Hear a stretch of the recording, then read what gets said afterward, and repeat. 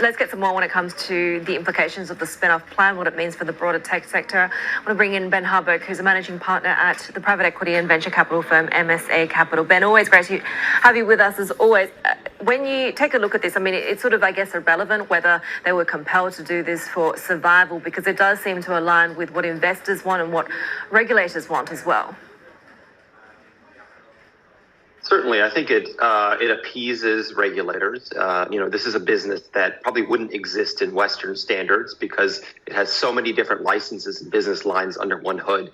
If anything, for the regulators, they should have never allowed it to come together in the first place. So it's almost too big even by Western standards. I think from a business perspective, it makes sense. It gives them better flexibility and interoperability. We've seen spin-offs like this where there's precedent from the likes of JD.com, who built and split off their e-commerce business, their health business, their logistics business, and their kind of technology/finance business. And I think it also can lead to further value creation for Ali Group at large, because we often forget how big these things are, and sometimes you need to break them apart to see the sum of the parts, just as Tencent has done with their investments, holdings, and other actions, as I mentioned, by other large tech giants. And so ultimately, I think people will see that this is a much larger business maybe than they originally thought it was.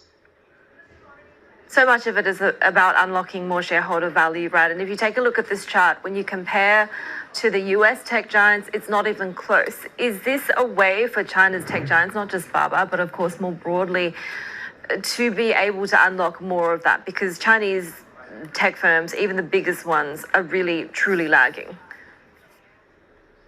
Certainly. And again, I think you'll see this across the board. Meituan will certainly have some levels of spin-offs. DD even had an autonomous unit. It had it had other business lines of finance space. I think Tencent will see further spin-offs. You obviously saw Tencent spin off its music unit, and others list those independently. It's a very different structure in China relative to the United States, because our tech giants here really are do everything. And as a result of that, they have huge numbers of business lines. For instance, in the ChatGPT space, every one of the kind of major 5 tech players here have their own business there and could ultimately spin that out. So it's a trend you'll see continuously across the majors. Ben, it seems that the tech crackdown came at a cost to a certain extent to China, these companies and the economy. But would you say that now this was a smart move by the Chinese government to force these things to go in a certain direction? Again, I think there's huge amounts of historical precedent. We broke up Standard Oil in the United States. I think that even Amazon, I think, will struggle on a going forward basis to continue to hold all of its different business lines under one hood.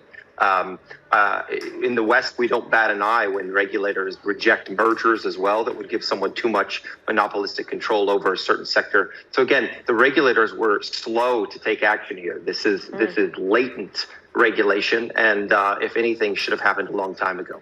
So Ben, who will the investors be? Who do you expect to say, boy, I'm going to snap up those IPOs as soon as I can?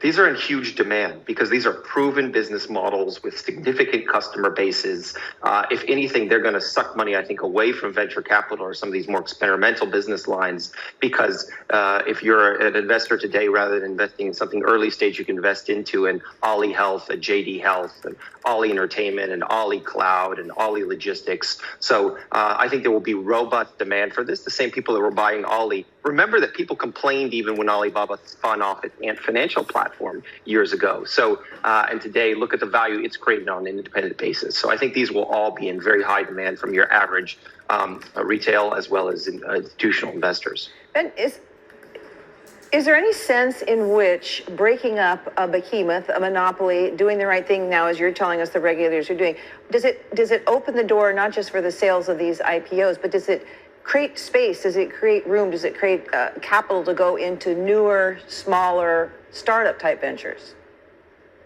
That was always the hope, right? I mean, for instance, as a firm, we have not invested in financial technology space in China in the last 6 years because essentially it's a duopoly. So our hope was that by breaking up some of these folks, you would see more early stage opportunities, more egalitarian markets. So I do think that's a positive development.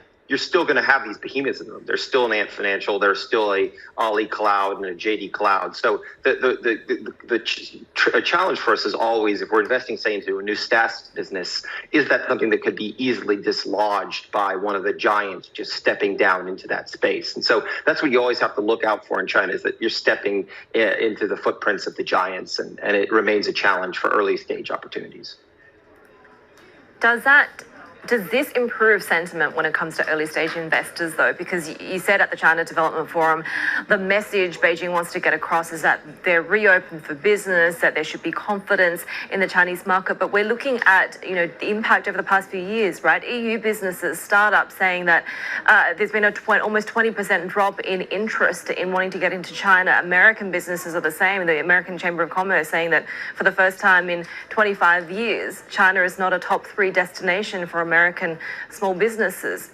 Is that something that will recover, do you think? It depends on what sector you're in. Again, you don't want to go head to head with one of these giants. American investor sentiment in China, and certainly business sentiment, is at all-time lows. And I was at the China Development Forum. The American delegation there was a fraction of what it usually is. I think that's a combination both of political pressure from Washington as well as negative sentiment or fears that the regulators in China are a bit unpredictable. But I honestly believe this is more on a political push rather than the challenge facing the market. The Europeans, for instance, at the CDF, were there in full force and very much angling to do more business in China and pick up some of the slack left by the Americans. So it's clear to me that if you are purely business oriented, you're still going to want to expand your business in China. Ben Harburg, thank you so very much, giving us a lot of perspective, kind of look ahead for what's going to happen now in China, and is managing partner at MSA Capital.